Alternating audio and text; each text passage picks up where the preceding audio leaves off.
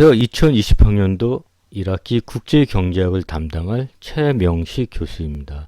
국제경제학은 크게 국제무역론과 국제금융론으로 구성되는데 우리 경제학과는 2학기에 국제금융론 과목이 개설되고 있기 때문에 본 과목에서는 국제무역이론에 초점을 두고서 기본적인 국제금융이론만 다루려고 합니다.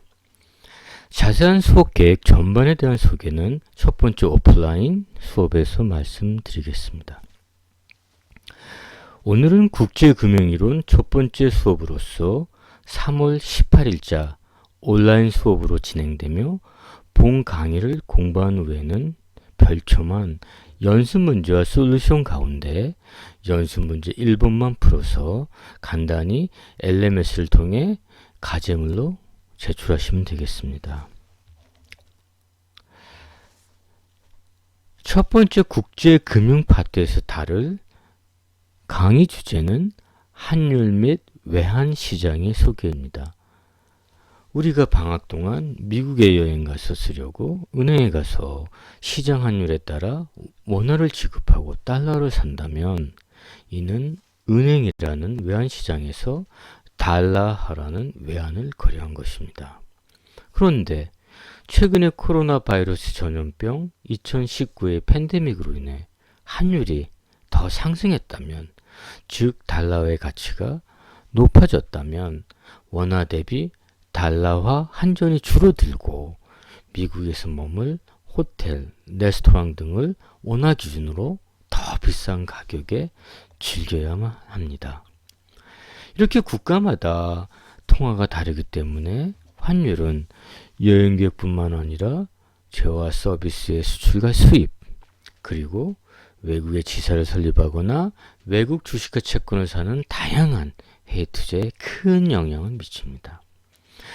또한 외환시장은 외국 화폐로 표시된 현금, 예금 등의 외환이 거래되는 추산적인 장소인데 매일 수조 달러가 거래되고 외환시장의 변화가 경제에도 큰 영향을 미칠 수가 있습니다. 따라서 본 수업에서는 외환시장의 특성과 파급 효과를 공부하려고 합니다. 첫째, 환율 핵심에서는 환율에 대한 기초 지식을 살펴봅니다. 그 다음 둘째, 현실에서 지배적인 변동환율제를 중심으로 환율 제도를 소개하려고 합니다. 셋째, 외환시장이 어떻게 작동되는지 살펴보고 끝으로 차익거래라는 외환시장의 핵심 메커니즘에 대해서도 공부하려고 합니다. 먼저 환율에 대한 기초 지식, 즉 환율 및 관련 개념들에 대한 핵심 정의를 살펴봅시다. 그런데 환율이 무엇입니까? 환율은 어떤 외국 화폐의 가격을 자국 화폐로 표현한 것이라고 정의할 수가 있습니다. 예를 들어 원 달러와 환율이 1,000원, 즉 달러당 1,000원은 미국 달러화의 단위 가격을 한국 원화 1,000원으로 나타낸 것입니다. 그런데 이러한 환율은 두 통화의 상대 가격이기 때문에 아래 두 가지 방법으로 표시할 수가 있습니다. 첫 번째, 외국 화폐 한 단위가 자국 화폐 몇 단위와 교환될 수 있는가를 표시하는 방법을 우리는 미국식이라고 부릅니다. 예를 들면 원 달러와 환율이 달러당 1,000원은 미국식 표현입니다. 이는 1달러를 사는데 1,000원을 지불해야 한다는 의미입니다. 두 번째, 자국 화폐 한 단위가 외국 화폐 몇 단위와 교환될 수 있는가로 표시하는 방법을 유럽식이라고 부릅니다. 가령 달러 원화 환율이 0.001, 즉 원화당 0.001달러일 때 이는 1원을 사는데 0.001달러를 지불해야 한다는 의미입니다. 이렇게 미국식과 유럽식 모두 많이 쓰이는 환율 표시 방법이지만 혼동을 피하기 위해서 한국에서는 주로 미국식으로 환율을 표기하며 이 책에서도 미국식으로 환율을 표기한다고 약속을 하도록 하겠습니다. 따라서 환율은 외국 통화 단위당 자국 통화로 표시합니다.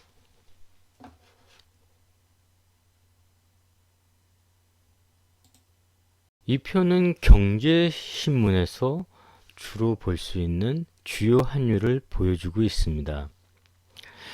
예를 들어 미국을 우리나라라고 간주하고서 2012년 12월 31일 기준 미국식으로 달러, 유로 환율을 표기하면 달러, 유로와 환율을 표기하면 1.318이고 유럽식으로 유로, 달러와 환율을 표기한다면은 0.759입니다.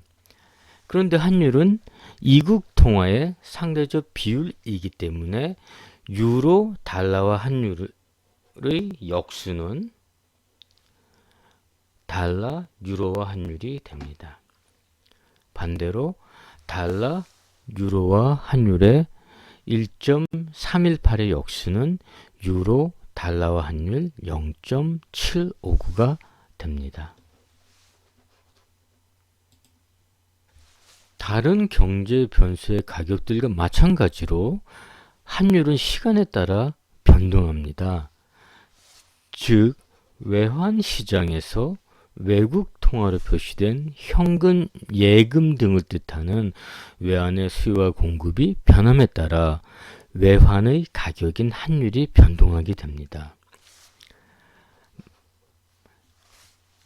예를 들어 원 달러와 환율이 달러당 1,000원에서 1,100원으로 상승하면 환율 상승으로써 원화에 대한 분모의 달러와 가치의 절상을 의미합니다. 잘 생각해 보세요. 다시 한번 말씀드리면 원달러 환율이 달러당 1,000원에서 1,100원으로 상승하면 환율 상승입니다. 즉 1달러로 원화를 1,000원에서 1,100원으로 100원만큼 더 많이 살 수 있게 되는 경우로 달러화의 가치가 상승했다고 말할 수 있습니다. 그런데 이것은 달러화에 대한 원화 가치의 절하를 의미합니다. 즉 1,000원으로 달러를 1달러 구입하다가 1,100원을 주어야 1달러를 구입하게 되는 경우로서 원화의 가치가 하락한 경우가 되겠습니다. 반대로 원달러 환율이 달러당 1,000원에서 950원으로 하락하면 환율 하락으로써 달러의 가치가 하락한 것이며 이는 달러화에 대한 원화 가치의 절상을 의미합니다.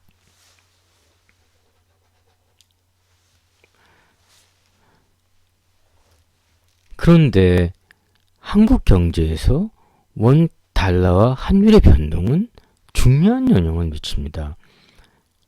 현재 감염병, 팬데믹, 세계 경제 침체 등으로 인해 원 달러와 환율이 1,200원대 이상으로 상승하고 있는데 그러면 환율이 상승하면 누가 이익을 보고 누가 손해를 볼까요?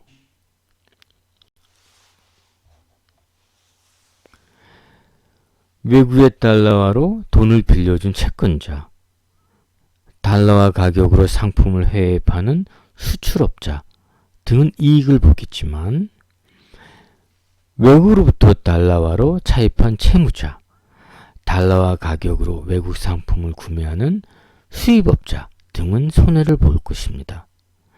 혹시 이해가 안 가시면 그 이유에 대해서는 한번 생각해 보시고 나중 수업 시간에 설명할 기회가 있습니다.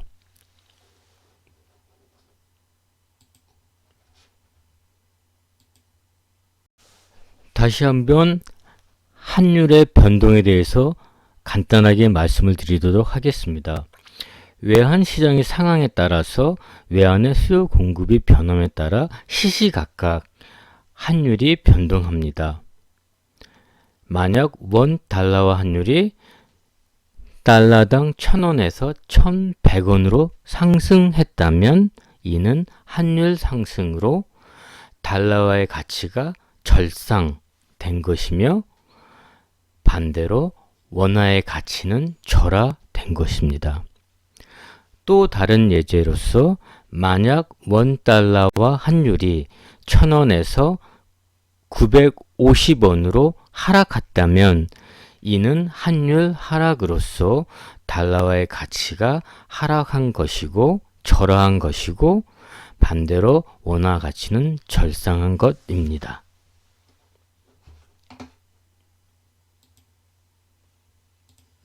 지금까지는 두 나라 통화 간의 환율에 대해서 알아보았습니다.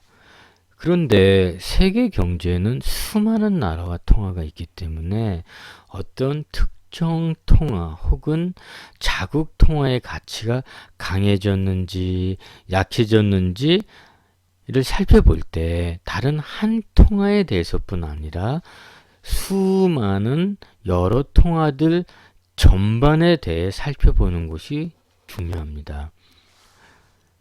따라서 다자간 환율, 다른 말로 하면 실효 환율을 이용하면 특정 통화 혹은 자국 통화가 전 세계 수많은 통화에 대해 평균적으로 절상했는지 절하했는지를 알 수가 있습니다.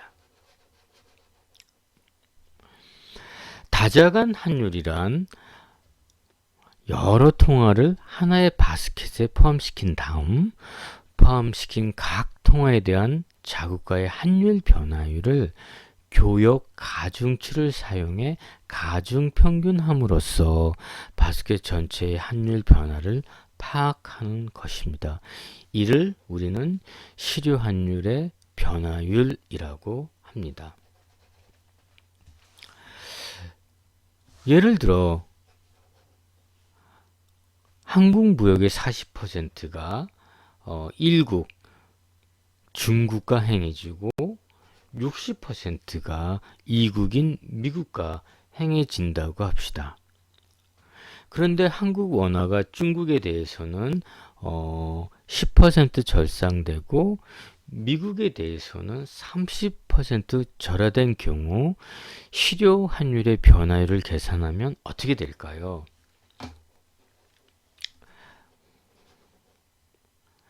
실효 환율의 변화율을 계산하기 위해서는 각 환율의 변화율을 해당 교역 비중과 곱한 다음 그것들을 모두 합하면 됩니다. 예를 들어서 원 위안화 환율 하락, 다른 말로 위안화에 대한 원화 가치 절상이 10%인 경우 마이너스 10% 곱하기 양국 간의 교역 비중 40% 더하기 원 달러와 환율 상승, 다른 말로 달러화에 대한 원화의 가치 하락 30% 곱하기 교역 비중 60% 하면 마이너스 0.1 곱하기 0.4 더하기 0.3 곱하기 0.6으로써 14%가 나옵니다. 이는 한국의 중국과 미국에 대한 실효 환율이 14%로서 절하되었음을 나타내고 있습니다. 이제는 다자간 환율을 일반화시켜 봅시다. 바스켓의 전 세계 N개의 통화를 고려한다고 합시다. 이때 자국의 실효 환율 변화율은 각 양국 간 환율의 변화율의 교역 가중치를 적용하여 계산하면 아래와 같은 가중 평균값을 구할 수가 있습니다. 이 식을 보면 왼쪽은 자국의 실효환율 변화율을 나타내고 있습니다. 이는 오른쪽의 자국과 제1국의 환율 변화율 곱하기 교역 가중치 더하기 자국과 2국의 환율 변화율 곱하기 교역 비중. 교역 비중과 교역 가중치는 같은 말입니다. 그리고 자국과 N국의 환율 변화율 곱하기 교역 비중. 으로 구해짐을 알 수가 있습니다. 이렇게 여러 나라를 대상으로 하는 다자간 실효환율 변화율은 양자간 명목 환율 변화율의 교역 비중을 가중 평균하는 형식으로 구해짐을 알 수가 있습니다. 보통 정책 결정자나 경제 매체들은 이러한 실효환율에 초점을 맞추고 국내나 특정 통화의 가치가 어떻게 변했는지, 즉 자국 통화나 특정 통화의 가치가 어떻게 변했는지에 대해 논의를 많이 하는 경향이 있습니다. 다음은 그림을 보면서 미국 달러와의 실효환율을 통해 달러의 가치가 어떻게 변화해왔는지 간단히 추세 정도만 살펴보려고 합니다. 지난 2002년에서 2012년 동안 26개국을 통화 바스켓에 포함시킨 실효환율을 나타내는 파란색 그래프의 추세를 보면 이런 모양으로서 달러의 가치가 주요 26개국에 대해 절하했음을 알 수 있습니다. 또한 7개국에 대한 실효환율을 나타내는 빨간색 그래프의 추세, 이런 모양이죠. 이 추세에서도 달러의 가치가 비슷하게 절하했음을 알 수가 있습니다. 그 밖에 자세한 사항은 개별적으로 살펴보도록 하겠습니다. 여기서 한 가지 참고적으로 말씀을 드리면 앞단에서 공부한 미국식으로 표기한 환율이 상승한다면 분모에 있는 자국 통화의 가치가 절하하고 환율이 하락하면 자국 통화가 절상합니다. 하지만 실효환율 지수의 경우, 지금 공부하는 실효환율 지수의 경우는 기준 시점 100을 중심으로 실효환율이 상승하면 자국 통화의 가치가 절상한 것이고 실효환율이 하락하면 자국 통화가 절하되는 것입니다.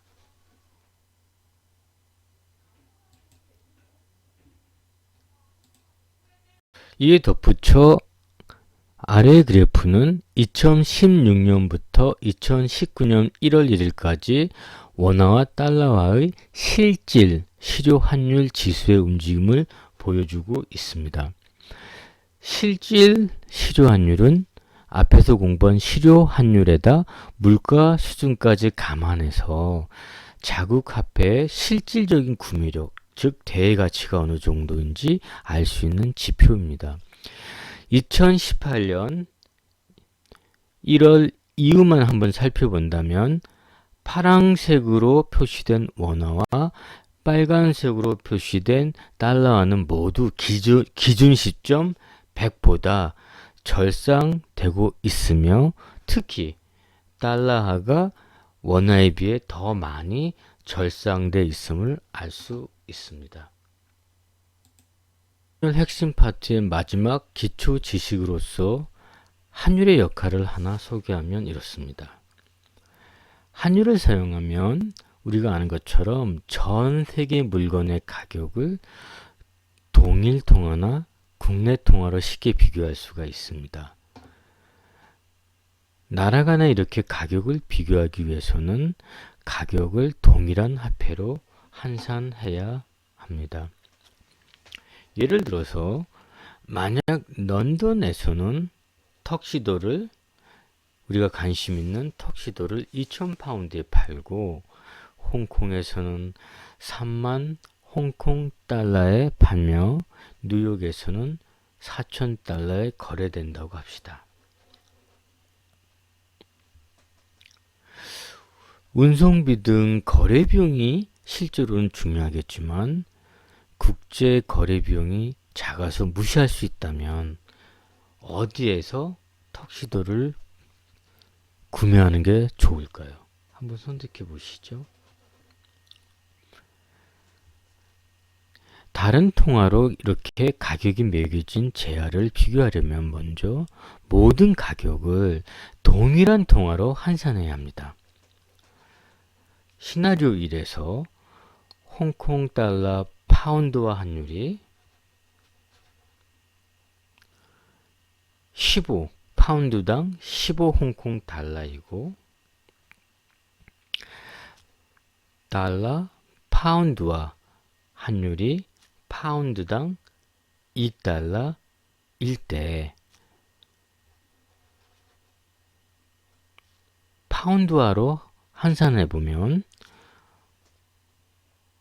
홍콩의 3만 달러를 홍콩 달러 파운드화 환율인 15로 나눈다면 환산한 가격이 2,000파운드임을 알 수가 있습니다.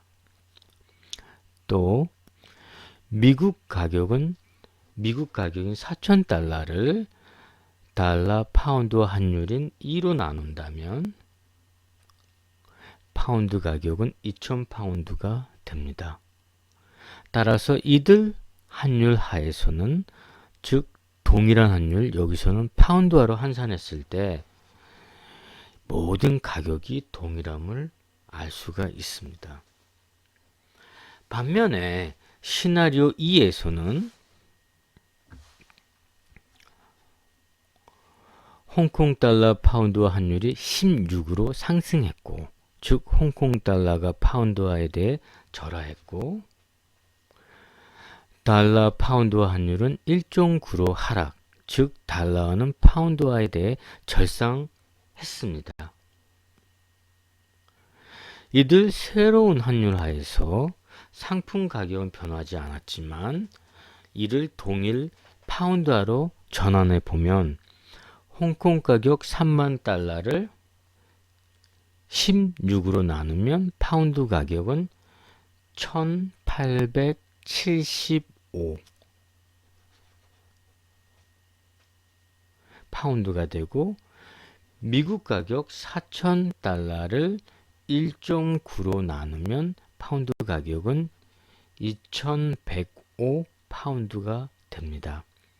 따라서 이 경우는 홍콩의 턱시도 가격이 가장 낮기 때문에 우리는 거래 비용이 없다면 홍콩에서 턱시도를 구매해야 합니다. 이 예제의 핵심 포인트는 각국의 재화 가격이 단기적으로 국내 통화 기준으로 고정되어 있는 가운데 거래 비용이 없다고 가정하고서 환율이 변하는 경우 동일한 화폐로 환산한 각국의 재화 가격 변화를 비교한 것입니다. 다시 말씀드리면 이 예제의 핵심 포인트는 각국의 재화 가격이 단기적으로 국내 통화 기준으로 고정되어 있고 우리 경제학에서는 단기적으로 가격이 경직돼 있다는 무리 없는 가정을 많이 사용합니다. 또 세계화로 인해서 거래 비용이 아주 작아서 무시할 정도라고 가정한다면 환율이 변했을 때 동일화폐로 환산한 각국의 재화 가격을 비교할 필요가 있음을 나타낸 예제라고 할 수가 있겠습니다. 세계 경제에서 각 환율은 변동합니다. 심지어는 몇 분 동안에도 크게 바뀌는 걸 알 수가 있습니다. 그런데 환율 변동에는 다양한 패턴들이 존재하는데 경제학자들은 이를 몇 개의 그룹의 환율 제도로 구분하고 있습니다. 각 나라의 정부는 자신의 환율 제도를 선택하며 그 원인과 결과는 연구 대상입니다. 현재 우리나라를 비롯한 주요 선진국들은 자유로운 변동 환율 제도를 채택하고 있으며 우리가 공부할 국제금융 이론도 대부분 자유 변동 환율 제도를 전제하고 있다고 볼 수 있습니다. 그런데 환율 제도는 크게 두 가지, 고정환율 제도와 변동환율 제도로 나눌 수가 있습니다. 고정환율 제도는 어떤 나라의 환율이 어떤 기준통화, 예를 들면 미국 달러화에 대해 일정 기간, 대개 1년 이상 변동하지 않거나 좁은 범위 이내에서 움직이는 제도를 말합니다. 대표적으로 중국 위안 달러화 환율은 현재 달러당 7위안 정도로서 천천히 변하기 때문에 고정 환율 제도로 간주됩니다. 그러면 고정 환율 제도의 장점과 단점은 무엇일까요? 생각해보면 고정 환율 제도의 장점은 환율 변동의 불확실성이 사라지거나 작아져. 수출입 및 외국의 자본 유출입이 원활해집니다.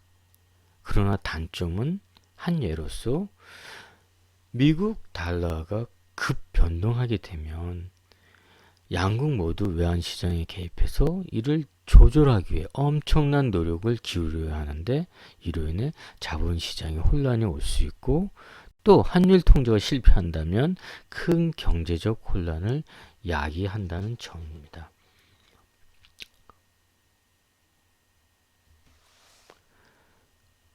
이에 반해 변동 환율 제도는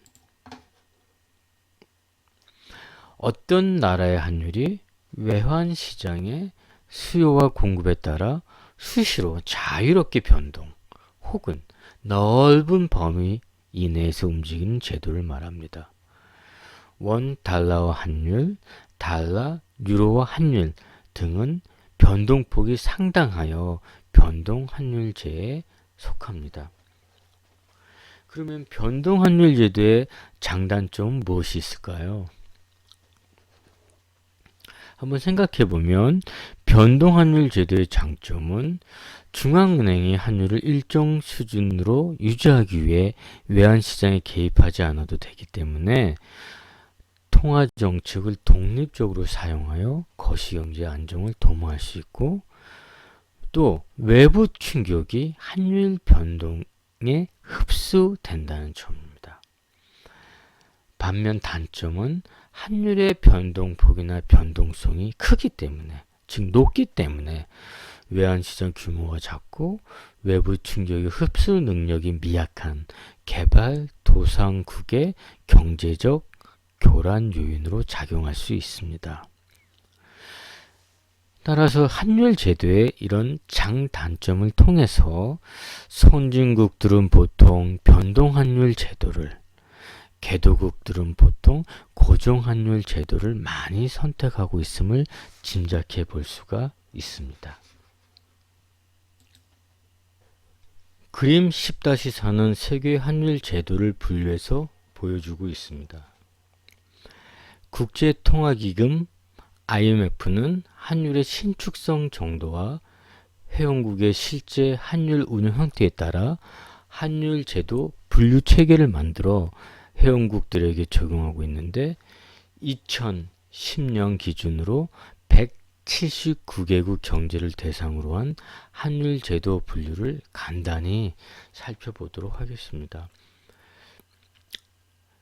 그림의 순서는 맨 위가 가장 강력한 고정 환율 제도이고 맨 아래가 가장 자유로운 변동 환율 제도입니다.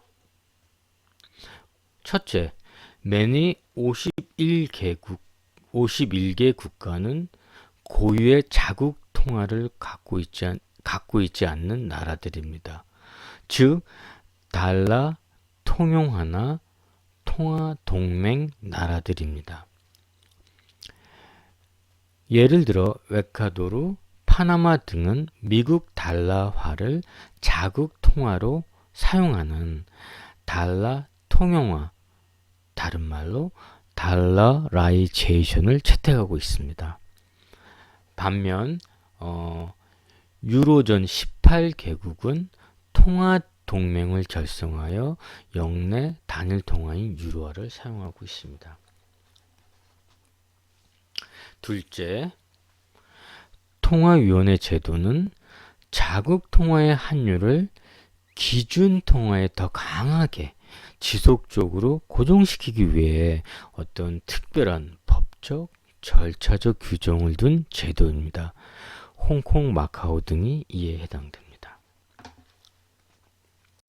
셋째, 중국, 사우디아라비아 등 35개 기타 고종에 속한 나라들은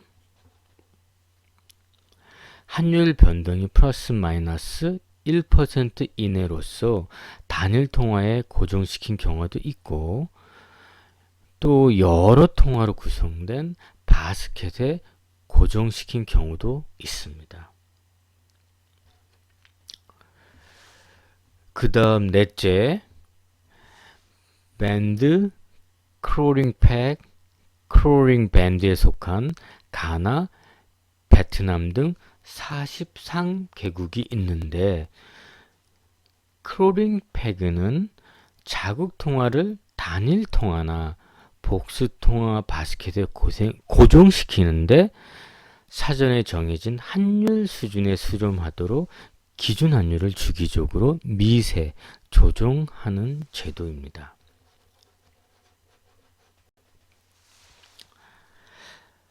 이에 반해 크롤링 밴드는 자국 통화 환율이 기준 환율로부터 일정한 변동 범위를 밴드라고 부르는데 이런 일정한 변동 범위 내에서 움직이도록 허용하되 주기적으로 기준 환율을 미리 공표된 수준으로 미세 조정하는 제도를 말합니다. 끝으로 마지막 46개국은 보다 유연한 환율 제도인 넓은 밴드, 관리 변동, 자유 변동 환율 제도를 채택하고 있습니다.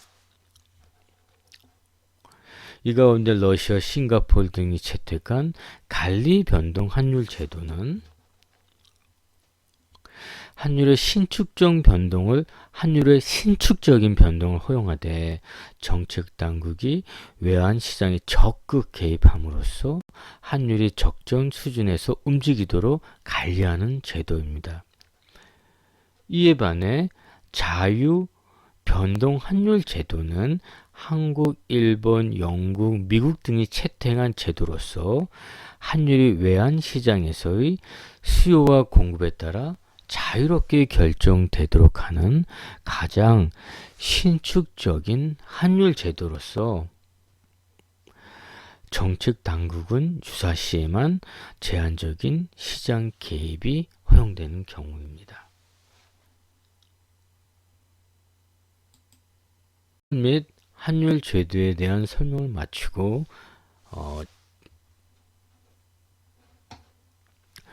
지금부터는 외환시장이 어떻게 작동하는지를 살펴보려고 합니다.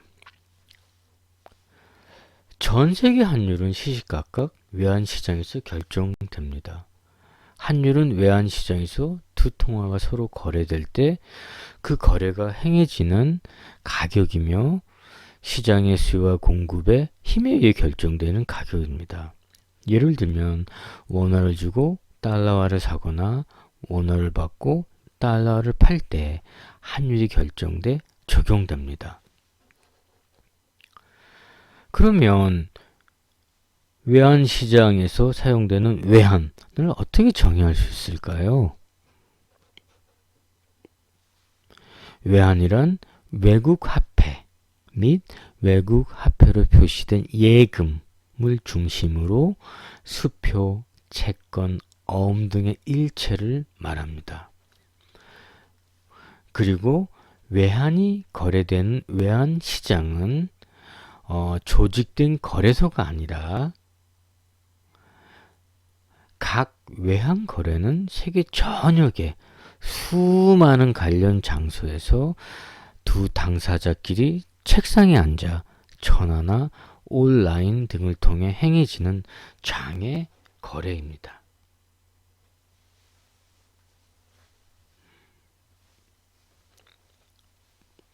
그런데 세계화와 함께 국제무역과 자본이동이 증가함에 따라 이에 수반된 외환시장의 거래 규모도 엄청나게 빠르게 성장해 왔습니다. 국제결제은행 비스는 3년마다 정기적으로 발표하는 국제결제은행은 3년마다 정기적으로 외환 관련 발표를 하는데 이 통계에 따르면 2016년 4월 기준 세계 외환 시장의 거래량은 하루 평균 5조 달러 정도였습니다.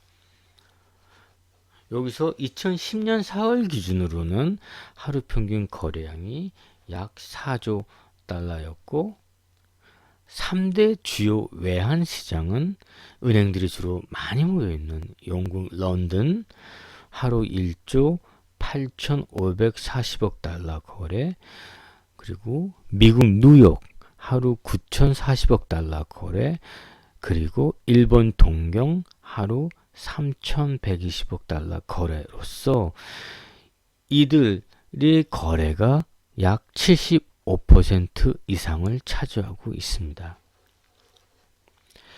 그 밖에 주요 외환 시장으로는 홍콩, 싱가포르, 시드니, 찌리 등이 있습니다.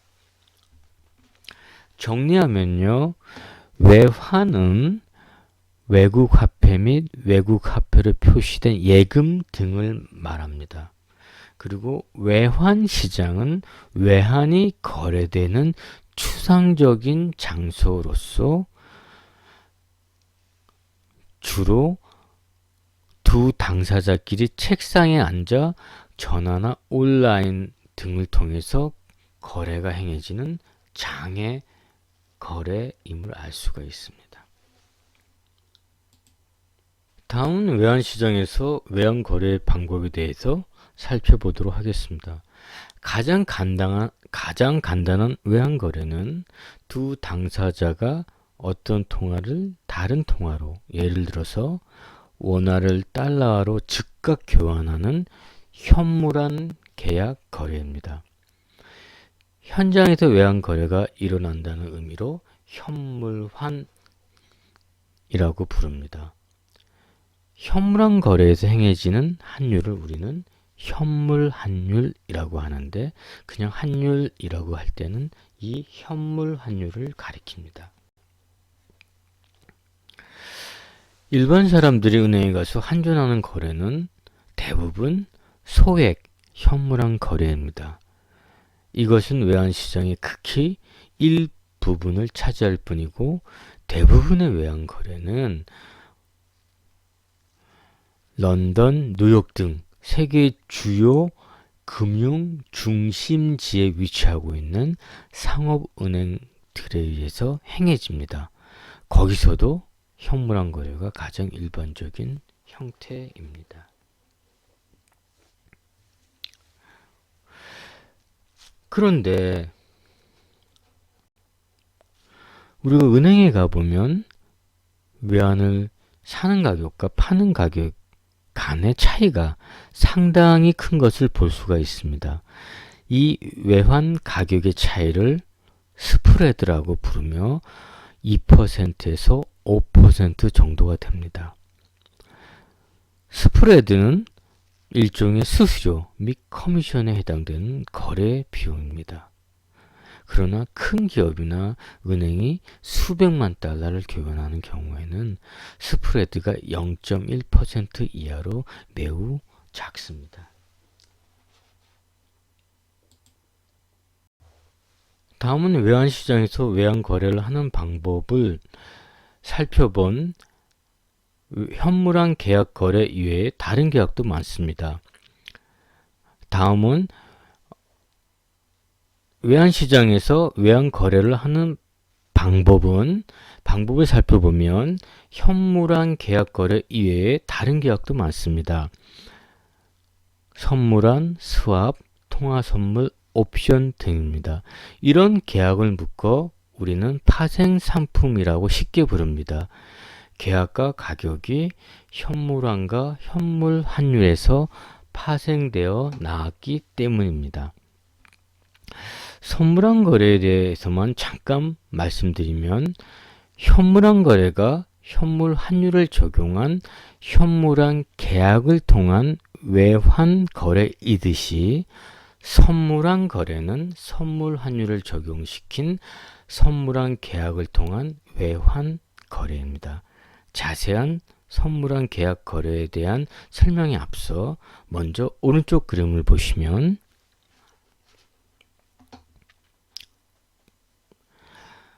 달러, 유로화의 현물 환율과 3개월 만기의 선물 환율이 2018년 기준으로 거의 똑같이 움직이는 것을 알 수가 있습니다. 지금부터는 선물환 계약 거래에 대해서 살펴보도록 하겠습니다. 첫째, 선물환 계약은 두 당사자가 계약을 오늘 맺지만 외국 통화가 인도되는 결제일이 미래입니다. 인도까지의 기간인 만기는 여러 가지가 있는데 30일, 90일, 6개월, 1년 혹은 그 이상의 장기간이 있습니다. 그리고 계약을 맺는 어느 시점에 미리 장래 인도 가격인 선물 환율을 정하게 됩니다. 이때 선물 환율은 보통 현물 환율을 중심으로 미래 상황 등을 고려해서 정해집니다.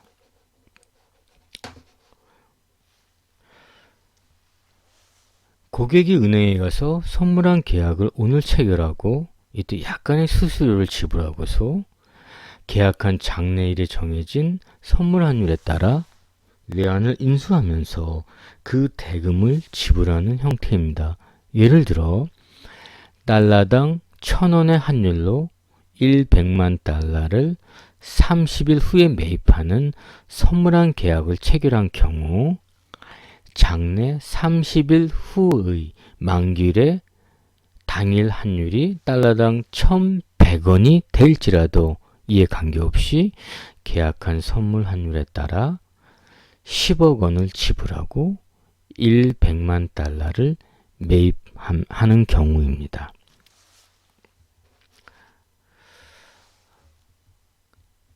하나 덧붙이면 차액 결제 선물환이라는 것이 있는데 외국인들이 국내에 투자하는 경우 헤징이나 투기를 목적으로 차액 결제 선물환 계약을 많이 체결합니다.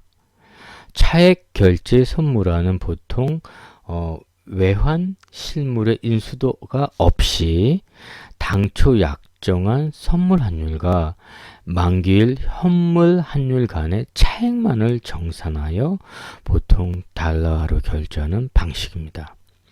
앞선 예제의 경우에 만기 현물 환율과 선물 환율 간의 차이 100원에 100만 달러를 곱한 1억 원 혹은 1억 원을 환율 1100으로 나눈 9만 909달러를 은행이 고객에게 지불하면서 종료가 됩니다. 판소를 하지 않는 관계로 다시 한번 선물 환율에 대한 예제를 말씀드리도록 하겠습니다.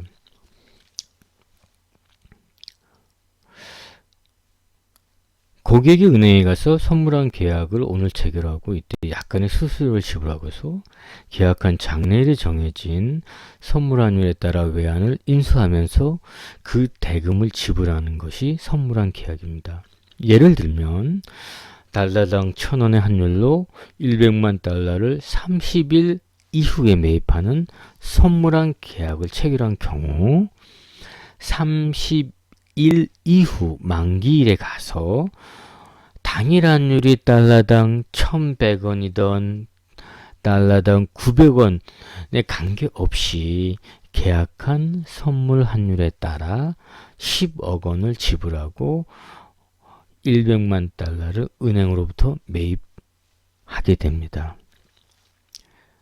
참고로 차액 결제 선물한 거래에 대해 간단히 덧붙여 소개해 드리면 외국인들이 국내에 투자하는 경우 헤징이나 투기를 목적으로 차액 결제 선물한 계약을 많이 체결하는데 차액 결제 선물하는 외환 실물에 인수도가 없이 당초 약정한 선물 환율과 만기일 현물 환율 간의 차익만을 정산하여 보통 달러로 결제하는 방식입니다. 앞선 예제의 경우에 만기 현물 환율과 선물 환율 간의 차이가 만기 현물 환율이 1,100원이고 선물 환율은 1,000원인 경우 차이 100원에 100만 달러, 계약금 100만 달러를 곱한 1억 원 혹은 1억 원을 장내 현물 환율 1,100원으로 나눈 99,909달러를 은행이 고객에게 지불하면서 계약이 종료됩니다.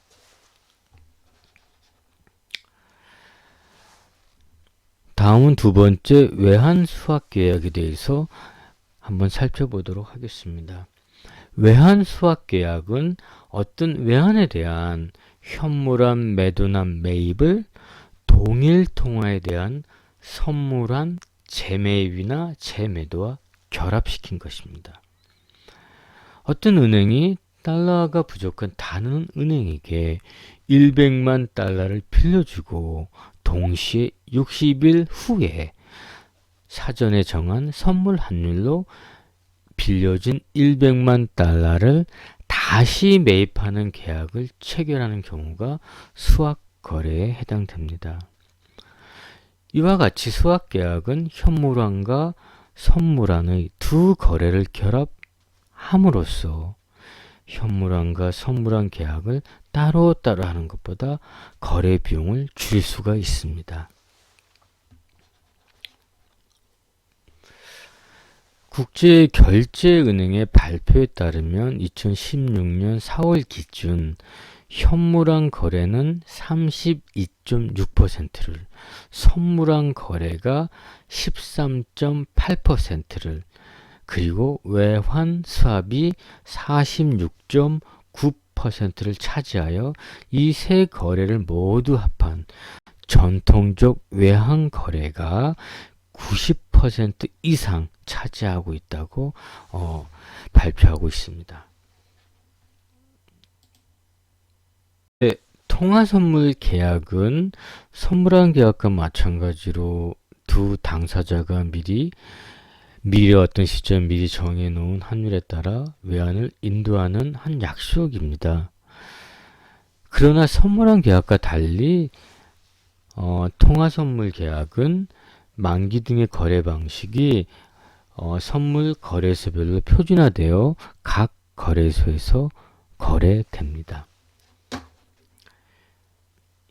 다음, 통화 옵션 계약은 한쪽 당사자인 매입자에게 미래의 어떤 통화로 다른 통화를 오늘 미리 정해놓은 환율로 사거나 파는 콜 권리나 풋 권리를 제공합니다. 이 경우 다른 당사자인 매도자는 매입자가 원할 경우 반드시 거래에 응해야 하지만 매입자는 만기 현물 환율이 자신에게 유리하면 옵션을 행사하고 자신에게 불리하면 옵션을 행사하지 않습니다.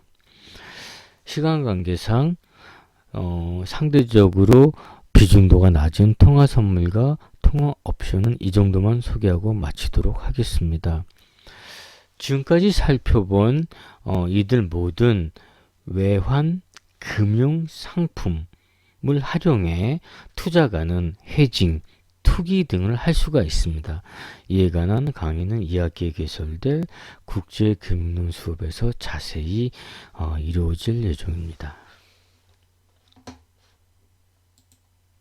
그런데 외환시장의 핵심 참가자는 바로 은행입니다.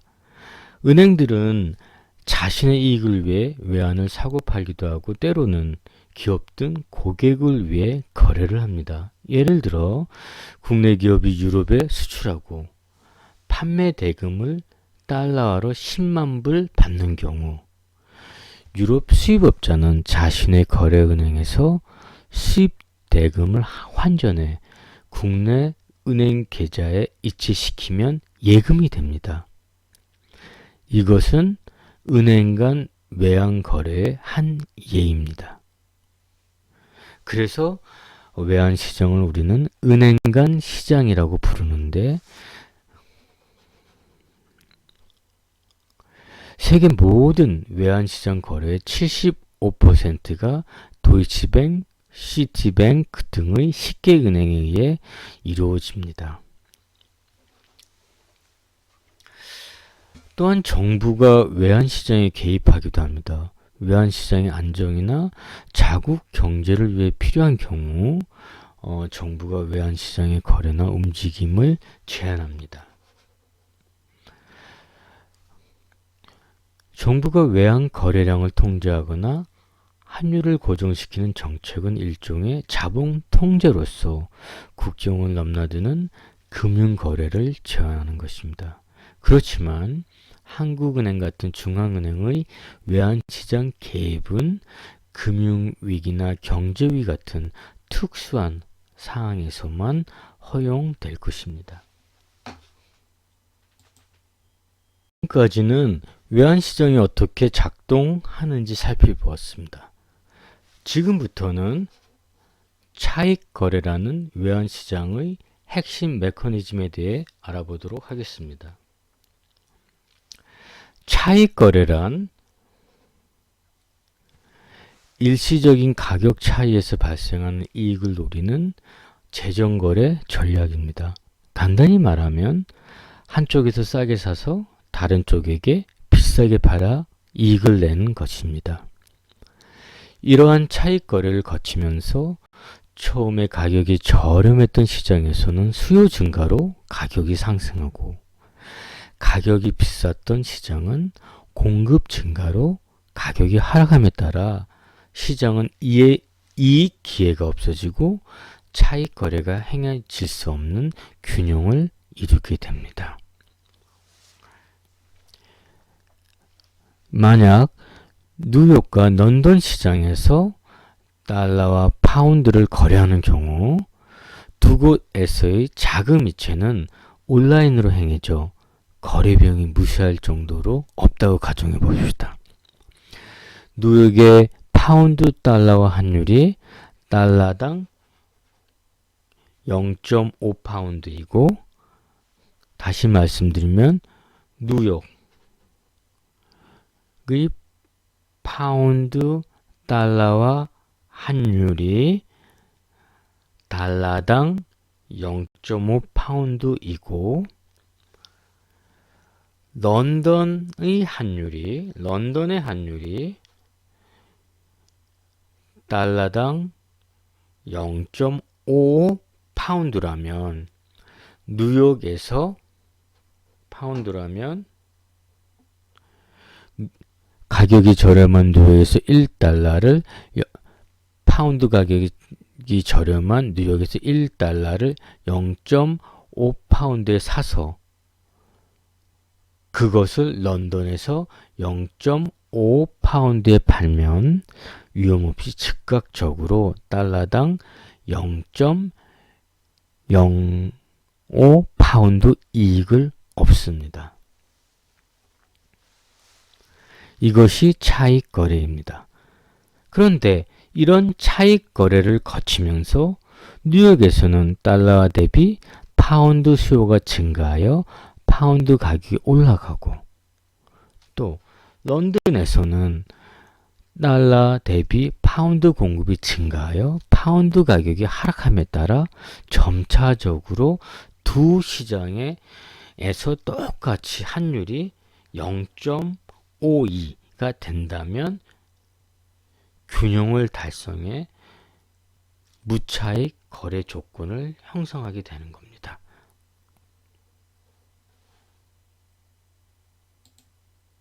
한 번 더 차익 거래 예제에 대해서 살펴보도록 하겠습니다. 만약 뉴욕의 파운드 달러와 환율이 달러당 0.5파운드이고 런던의 환율이 달러당 0.55파운드라면 뉴욕에서 1달러를 0.5파운드에 사서 그것을 런던에서 0.5파운드에 팔면 위험없이 즉각적으로 달러당 0.05파운드 이익을 얻습니다. 이것이 차익 거래입니다. 그런데 이러한 차익 거래를 거치면서 뉴욕에서는 달러와 대비 파운드 수요가 증가하여 파운드 가격이 올라가고 런던에서는 달러와 대비 파운드 공급이 증가하여 파운드 가격이 하락함에 따라 점차적으로 두 시장의 가격이 만약 0.52가 된다면 뉴욕에서의 환율과 런던에서의 환율이 똑같이 0.52가 된다면 균형을 달성했다고 부르며 또 이때 무차익 거래 조건이 되는 것입니다. 두 통화 간 거래에 적용했던 논리가 세계 통화가 개입된 거래에도 똑같이 적용될 수가 있습니다. 앞에서 살펴본 달러와 파운드 간 거래에 유로화를 추가시켜 삼각 거래를 한번 생각해 봅시다. 세 가지 통화가 있을 수 있는데 세 가지 통화를 이용해서 세 가지 경우를 생각할 수 있는데 첫째, 달러에서 파운드로 직접 거래하는 것이 유리한 경우를 살펴보도록 하겠습니다.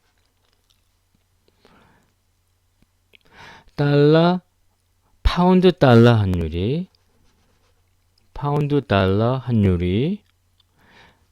파운드 유로 환율과 유로 달러 환율의 곱보다 큰 경우가 이에 해당이 됩니다. 예를 들면 왼쪽에 파운드 달러 환율이 달러화당 2파운드이고 오른쪽 파운드 유로 환율이 1.5파운드, 유로 달러 환율이 1.2 파운드라면 오른쪽 두 환율의 곱은 1.8입니다. 이 경우 오른쪽에 직접 거래한 환율이 0.2만큼 간접 거래 환율보다 크기 때문에 절상된 달러를 주고 절하된 파운드화를 사는 직접 거래가 더 유리해집니다. 다시 한번 예제를 말씀드리면 첫째, 달러에서 파운드로 직접 거래하는 것이 유리한 경우의 예제를 말씀드리도록 하겠습니다. 만약 왼쪽 파운드와 달러 환율이 달러당 2파운드이고 반면에 오른쪽 파운드와 유로 환율이 유로당 1.5파운드이고 유로 달러 환율이 달러당 1.2 달러이면 이 합은 1.8파운드인 경우 왼쪽의 파운드와 달러의 직접 거래가 오른쪽에 유로화를 포함시킨 간접 거래에 비해 0.2만큼 파운드 달러 환율이 높음으로 절상된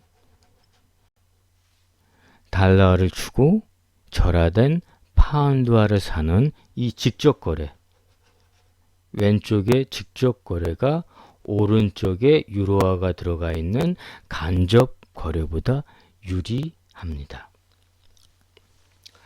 두 번째, 반대로 유로화를 포함시킨 간접 거래가 유리한 경우에 대해서 살펴보도록 하겠습니다. 이 경우는 파운드 달러 환율보다 파운드 유로 환율과 유로 달러 환율의 곱이 큰 경우가 되겠습니다. 예를 들면 왼쪽 파운드 달러 환율이 달러화당 2파운드이고 반면에 오른쪽 파운드 유로 환율이 유로화당 1.6파운드, 그리고 유로 달러 환율이 달러당 1.3이라면 이 합은 2.08인 경우에 이 오른쪽의 간접 거래가 0.08만큼 파운드 달러 환율이 높으므로 절상된 달러화를 주고 유로화를 사고서 또 그 유로화를 주고 파운드화를 사는 간접 거래가 유리해진다는 것입니다. 세 번째, 직접 거래와 유로화를 포함시킨 간접 거래에서 환율이 동일하는 경우가 있습니다. 이 경우는 차익 거래의 기회가 존재하지 않는 경우가 되겠습니다. 그런데 이 무차익 거래 조건, 이 무차익 거래 조건은 교차 환율로 표현할 수가 있습니다. 이 식의 오른쪽에서 유로화를 분모로 나타낸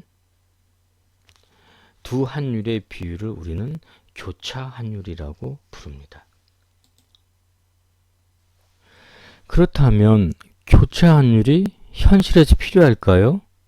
여러분들은 어떻게 생각하십니까? 한국 원화를 비롯해 대다수의 통화들은 제3의 통화를 거쳐 교환되기 때문에 교차 환율은 당연히 의미가 있습니다. 전 세계에서는 약 164개의 서로 다른 통화가 있지만 모든 통화가 두 개씩 짝을 지어 거래되지는 않습니다. 즉 대다수의 통화는 주요 국제 통화와만 직접 거래가 이루어집니다.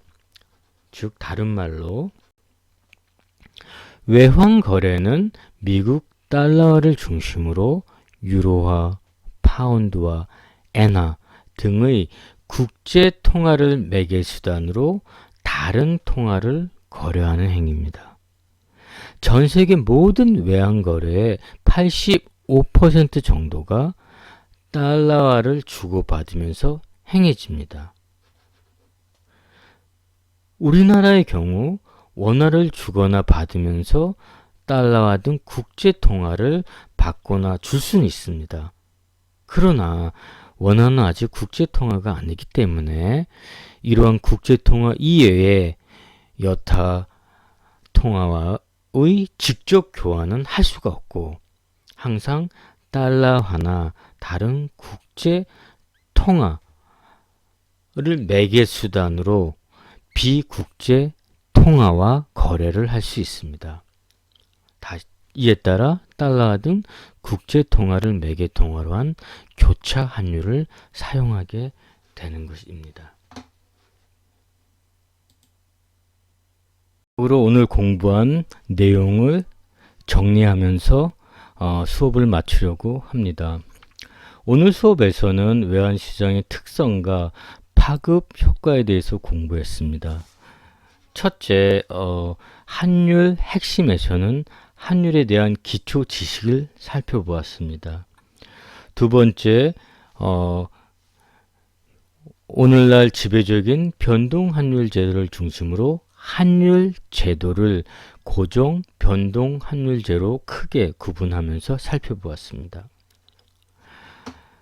세 번째, 외환 시장이 어떻게 작동되었는지 들여다보고 끝으로 외환 시장의 핵심 메커니즘의 하나인 차익 거래에 대해서 살펴보았습니다.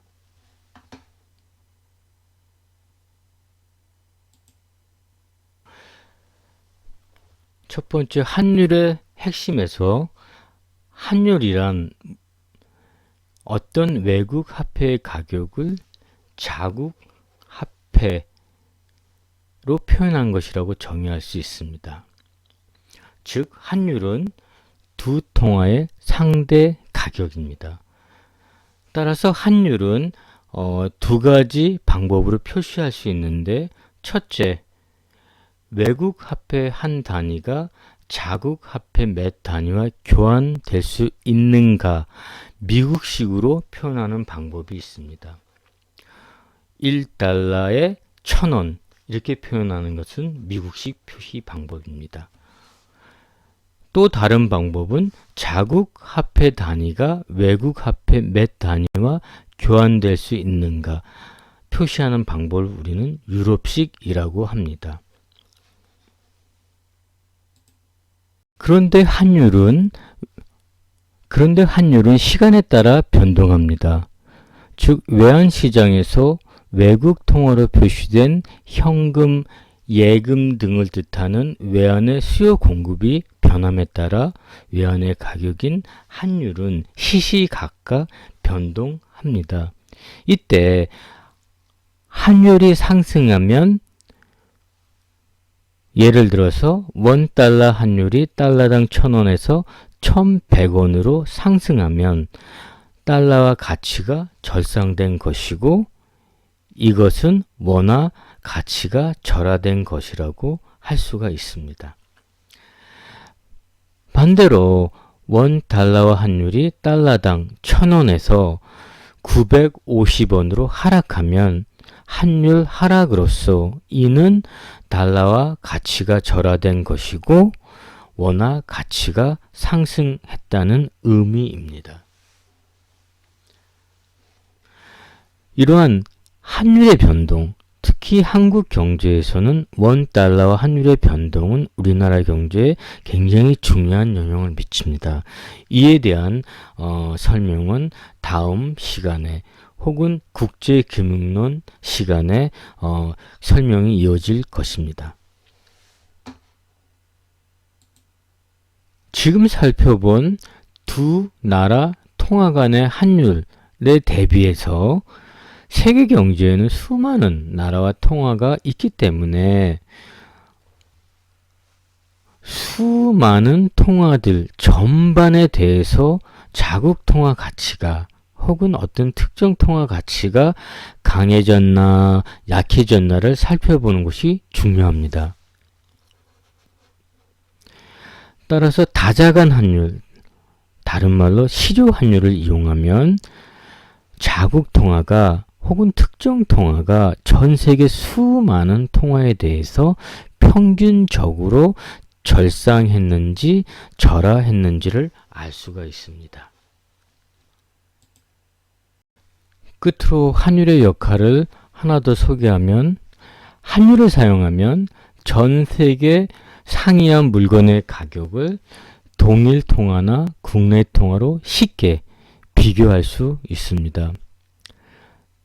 즉, 나라 간 가격들을 비교하기 위해서는 가격을 동일한 화폐로 환산해야 합니다.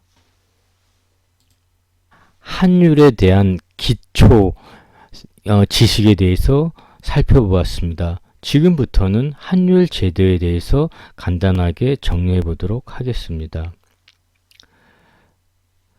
환율 변동에는 여러 가지 패턴들이 존재하는데 경제학자들은 이를 몇 개의 그룹의 환율 제도로 구분하고 있습니다. 이러한 환율 제도는 크게 변동 환율 제도와 고정 환율 제도로 구분해 볼 수가 있습니다. 먼저 고정 환율 제도는 어떤 나라의 환율이 어떤 기준 통화, 예를 들면 미국 달러에 대해서 일정 기간 이상 변동하지 않거나 아주 조금 좁은 범위 내에서 움직이는 제도를 말합니다. 예를 들면 중국 위안 달러와 환율이 현재 달러당 7위안 정도이고 아주 천천히 변하기 때문에 고정 환율제라고 간주합니다. 이에 반해 변동환율 제도는요, 어떤 나라의 환율이 외환시장의 수요와 공급에 따라 수시로 자유롭게 변동 혹은 넓은 범위에서 움직이는 제도입니다. 원달러 환율, 달러, 유로 환율, 엔, 파운드 환율 등은 변동폭이 상당하여 변동 환율 제도에 속합니다. 한국을 비롯한 주요 선진국들은 오늘날 자유로운 변동 환율 제도를 채택하고 있으며 우리가 공부하는 국제금융 이론도 대부분 자유변동 환율 제도를 전제하고 있습니다. 참고하십시오.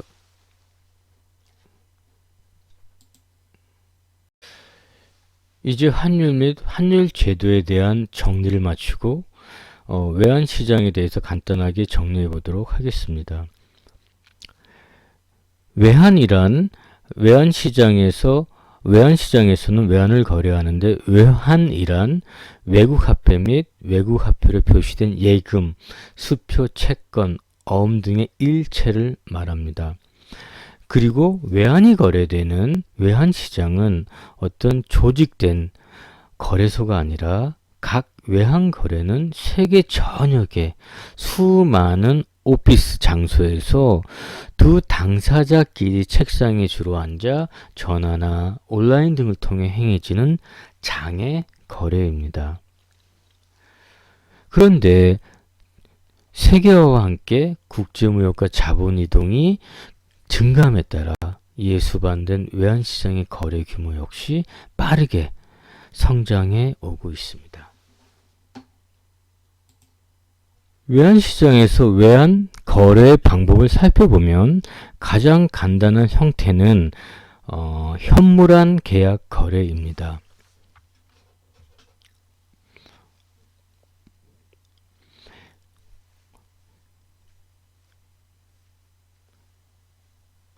예로서 원화를 달러화로 즉각 교환하는 현물환 계약 거래가 있습니다.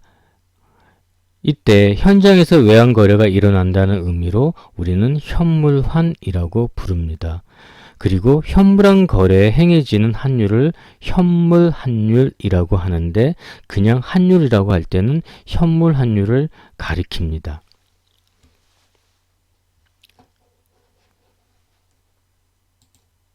외환 거래 방법은 선물환 계약 거래 방법이 있습니다. 선물환 계약은 두 당사자가 계약을 오늘 맺지만 외국 통화가 인도되는 결제일이 미래인 경우입니다. 인도까지의 기간인 만기는 여러 가지가 있는데 보통 30일, 90일, 6개월, 1년 혹은 그 이상의 장기간이 있습니다. 그리고 계약을 맺는 어느 시점에 미리 장내 인도 가격인 선물 환율을 정하게 됩니다. 이때 선물 환율은 보통 현물 환율 중심으로 미래 상황 등을 고려해서 정해집니다.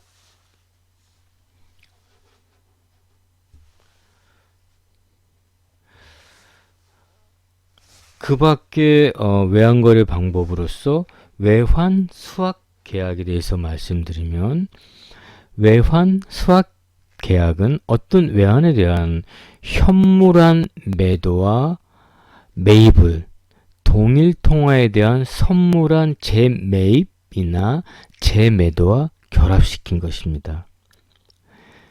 예를 들면 한 은행이 달러가 부족한 다른 은행에게 100만 달러를 빌려주고 동시에 60일 후에 정한 선물 환율로 100만 달러를 다시 매입하는 계약을 체결하는 경우가 수합 거래에 해당됩니다. 이렇게 스왑 계약은 현물환과 선물환 두 거래를 결합시킴으로써 현물환과 선물환 계약을 따로따로 하는 것보다 거래 비용을 줄일 수가 있습니다. 그런데 외환시장의 핵심 참가자는 바로 은행입니다. 은행들은 자신의 이익을 위해서 외환을 사고 팔기도 하고 때로는 기업 등 고객을 위해 거래를 합니다. 그래서 외환시장을 우리는 은행 간 시장이라고 합니다. 왜냐하면 은행끼리 주로 거래가 많이 이루어지기 때문에 그렇습니다. 또한 정부도 외환시장에 개입하기도 하는데 금융위기나 경제위기 같이 특수한 상황에서만 개입이 허용될 것입니다. 시장이 어떻게 작동하는지 간단히 살펴봤습니다. 마지막으로 차익거래라는 외환시장의 핵심 메커니즘에 대해서 다시 한번 정리해 보도록 하겠습니다. 차익거래란 일시적인 가격 차이에서 발생하는 이익을 노리는 무위험 재정거래 전략입니다. 간단히 말하면 한쪽에서 싸게 사서 다른 쪽에게 비싸게 팔아 이익을 내는 경우입니다. 이러한 차익 거래는 외환시장에서 순간적으로 환율이 달라지는 경우에 적용시킬 수가 있습니다. 오늘 수업을 마치려고 합니다. 질문이나 의문사항이 있으면 연구실로 전화를 하든지 이메일을 주십시오. 지금까지는 환율 및 외환시장의 기초에 대한 전공 강의였습니다. 감사합니다.